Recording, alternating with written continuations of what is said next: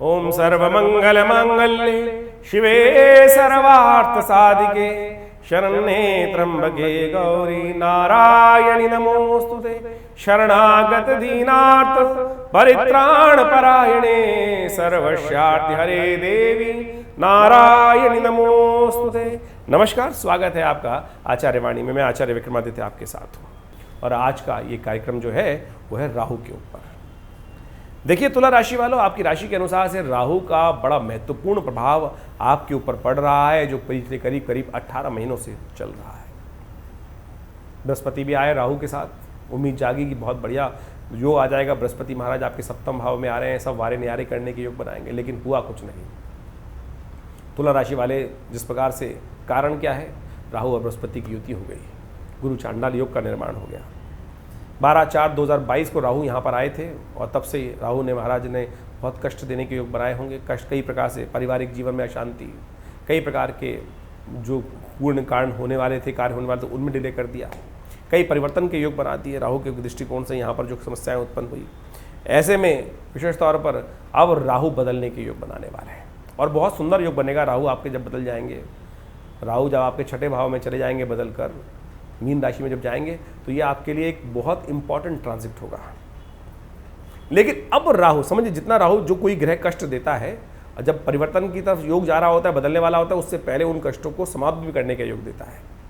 क्योंकि जीवन में हमने जो कुछ देखा, शास्त्र कहा गया है, गरुड़ पुराण के अंदर श्लोक आया है, अवश्यमेव भोक्तव्यम कृतम कर्म शुभाशुभम, कि हमारे द्वारा जो भी कर्म हम होते हैं, जो कष्ट हमें आते हैं, वो हमारे कर्मों के द्वारा होते हैं। चाहे शुभ कर्म करेंगे तो शुभ फल प्राप्त होगा, अशुभ कर्म करेंगे तो अशुभ फल प्राप्त होगा। तो इस बात को समझ लीजिए, कहीं ना कहीं कष्ट हुआ तो हमने कुछ दुष्कर्म हुआ हमारे द्वारा, उसके कारण से कष्ट आ जाते हैं और वो ग्रह योग परिवर्तन के बाद से वो ऐसा योग बन जाता है।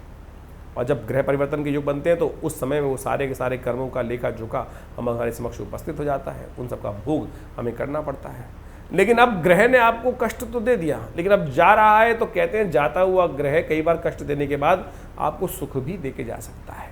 जब ट्रांजिट का समय आता है तो ग्रह अपनी पावर को शून्य कम कर देता है, ऐसे में प्रभाव भी कम होता चला जाता है। इसको ऐसे सिद्धांतिक तौर पर मान लीजिए आप कि जैसे पानी का प्रेशर किसी टंकी में बहुत ज़्यादा है, आपने जो छेद किया तो वो धार कितनी दूर पड़ेगी, उसका प्रभाव पूरा होगा, ज़मीन में छेद तक कर देगा। और जैसे जैसे पानी धीरे धीरे कम होता चला जाएगा, उस पानी के प्रेशर में भी धीरे धीरे कमी आती चली जाएगी और वो जो आघात पृथ्वी पर उस जगह पर हो रहा था उसमें भी कम होना शुरू हो जाएगा। तो इसको ऐसे भी समझ सकते हैं। तो अब राहु महाराज निकल रहे हैं भाव से, तब उनका कष्ट कम करने का समय आ गया। यदि आप, हमें क्या होता है कि ऐसे समय में जब भारी समय पूरा पड़ रहा है, परम पूर्ण प्रभाव का काल चल रहा है, तो ऐसे में वो उपाय काम नहीं कर रहे थे। अब वो परिवर्तन का समय आ गया है, तो वो प्रभाव, हम छोटा सा उपाय भी बहुत सुंदर तरीके से हमारे कष्टों को दूर करने का योग बना सकता है। तो सुंदर तरीके से उपायों को आप कर लाभ ले सकते हैं।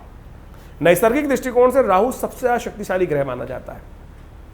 आमतौर पर सूर्यमंडल के अंदर सूर्य सबसे ज़्यादा शक्तिशाली माने जाते हैं। जब वो उदित होते हैं तो समस्त प्रकार से कोई भी ग्रह दिखाई नहीं देता। रात को तारामंडल दिखाई देता है, विभिन्न छोटे छोटे तारे दिखाई दे जाते हैं, लेकिन जैसे ही सूर्य प्रस्फुटित होते हैं वो तारा हैं तो तारे वहीं, लेकिन गायब हो जाते हैं।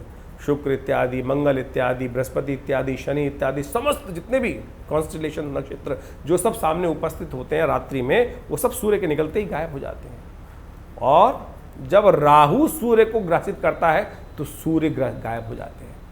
सूर्य विशेष तौर पर उस समय पर उन ग्रहण लग जाता है सूर्य को। तो नैसर्गिक दृष्टिकोण से सबसे ज़्यादा ताकतवर कौन सा हुआ? राहु ग्रह। सूर्य को भी जो विशेष तौर पर ग्रास में ले सूर्य को भी ग्रहण लगा दे, तो इसलिए राहु का प्रभाव इतना खराब माना जाता है। आमतौर पर राहु को लोग इग्नोर कर देते हैं, शनि शनि शनि शनि शनि की बात करते रहते हैं, लेकिन राहु का प्रभाव बड़ा महत्वपूर्ण होता है। और पिछले 18 महीनों से आपने ये देखने का प्रयास किया होगा कि बृहस्पति शुभ फल देने आए, वहाँ बैठे 4-6 महीने हो चुके हैं और तब तक वो फल नहीं दे रहे हैं।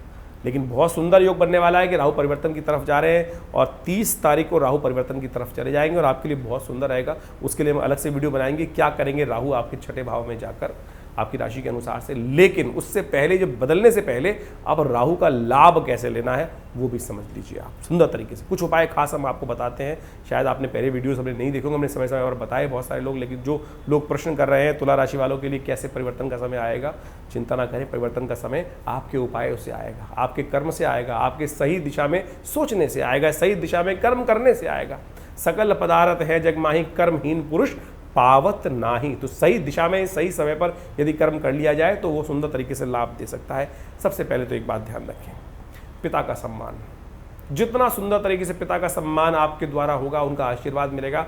ऐसे में राहु और का प्रभाव जो है, केतु का प्रभाव, बृहस्पति का प्रभाव, इन तीनों के प्रभाव को मिश्रित करते हुए मुझे एक बात समझ में आती है हमें कि ऐसे में पिता का आशीर्वाद आपके समस्त कष्टों को दूर कर सकता है। और आपने देखा भी होगा, यदि आप जिन दिनों पिताजी के चरण छूकर कोई कार्य करने गए, पिताजी का आशीर्वाद लेकर कोई कार्य करने गए, आपकी वो समस्याओं को ठीक करने में कुछ ना कुछ देव कृपा से प्राप्त मिला। भगवान को बाद में पूजना, पहले पिताजी की का आशीर्वाद लेकर काम करने का आपको प्रयास करना चाहिए। बहुत सुंदर उपाय है, इसको अवश्य करने का आपको प्रयास करना चाहिए। ये सुंदर तरीके से उपाय आपके लिए बहुत सुंदर तरीके से कष्टों को निवारण करने वाला रहेगा। एक उपाय और नोट कर लीजिए, सुबह सूर्य उदय से पहले श्वान के लिए, कुत्ते के निमित्त रोटी और दूध अपने घर के बाहर डाल दीजिए। नित्यपति ये उपाय कुछ दिन करके देखें, कुछ दिन का परिवर्तन का समय है। देखिए, किस्मत जागने को टाइम नहीं लगता, चुटकी बजाते ही कई बार किस्मत जाग जाती है। अभी परेशान थे, पता नहीं लगातार कई सालों से चल रहे थे, और एक सूचना आई कि भाई साहब आपकी लॉटरी खुल गई है, भाई साहब आपका कार्य है, आप उस पद पे पहुंच गए हैं, और बिल्कुल कष्ट कहाँ गया, बिल्कुल गायब।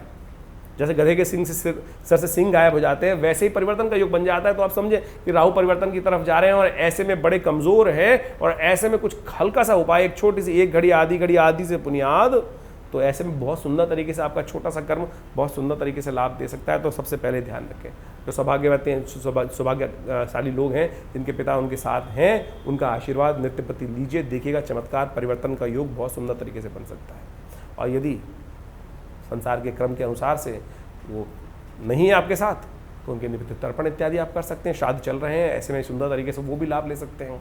नित्यपति अपने पिता के निमित्त किसी योग्य ब्राह्मण के द्वारा तर्पण अवश्य कराने का प्रयास कीजिए, पितरों के निमित्त तर्पण अवश्य कराने का प्रयास कीजिए। और एक बात बताई हमने, श्वान को, कुत्ते को रोज दूध और रोटी अवश्य सुबह सूर्योदय से पहले पहले, सूर्योदय के बाद वो प्रभाव कम हो जाएगा, लेकिन सूर्योदय से पहले पहले यदि आपने ये उपाय कर लिया तो बहुत सुंदर तरीके से आपको लाभ प्राप्ति के योग बन सकते हैं, और बहुत सुंदर तरीके से आपके कष्टों को दूर करने के योग बनेंगे।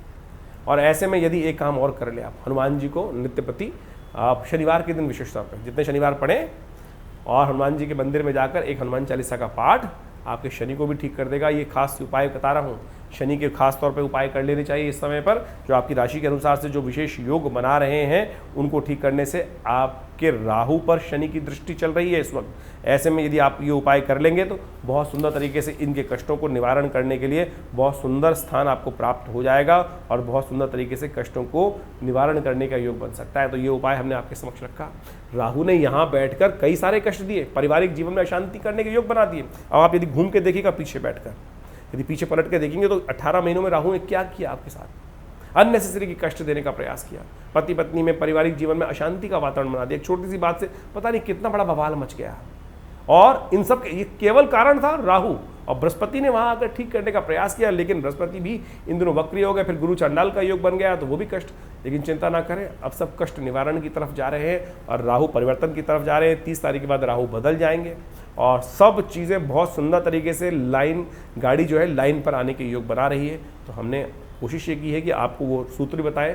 इस समय में राहु का प्रभाव कम होता चला जा रहा है, ऐसे में एक छोटा सा उपाय, आपका एक कदम आपकी किस्मत को 100 कदम आगे ले जाने का प्रयास कर सकता है। तो इस समय ये उपाय आपके लिए चमत्कारिक रहेगा। आशा करते हैं इन उपायों को कर आप सुंदर तरीके से लाभ लेने का प्रयास करेंगे। नंबर्स हमारे सामने स्क्रीन पर हैं, कोई प्रश्न हो तो चिंता ना करें, हम उन सब का निवारण भी आप अपॉइंटमेंट लेकर कर सकते हैं। नवरात्रों पर हमने विवेकानंद योगाश्रम में बहुत विशाल यज्ञ का, भगवती का श्री विग्रह जो आश्रम पे प्रतिष्ठित है, वो 1947 में मुल्तान से पधारा। कहा जाता है 400 साल से पुराना भगवती का श्री विग्रह है, और जो बहुत शुभ रूप से भगवती का प्रतिष्ठित है। मुल्तान से कोई एक व्यक्ति लेकर आया मूर्ति संदूक में बंद कर, और वो हमारे पिता आचार्य श्री केशव देव जी महाराज को वो 1947 में लाकर, जब पार्टीशन हो रहा था विशेष तौर पर, तब जाकर उनको प्राप्त हुई, और उन्हीं की प्रतिष्ठा हमारे आश्रम में की गई है। करीब करीब 400 साल पुराना भगवती का चमत्कारी शिव विग्रह है, और उन्हीं के सानिध्य में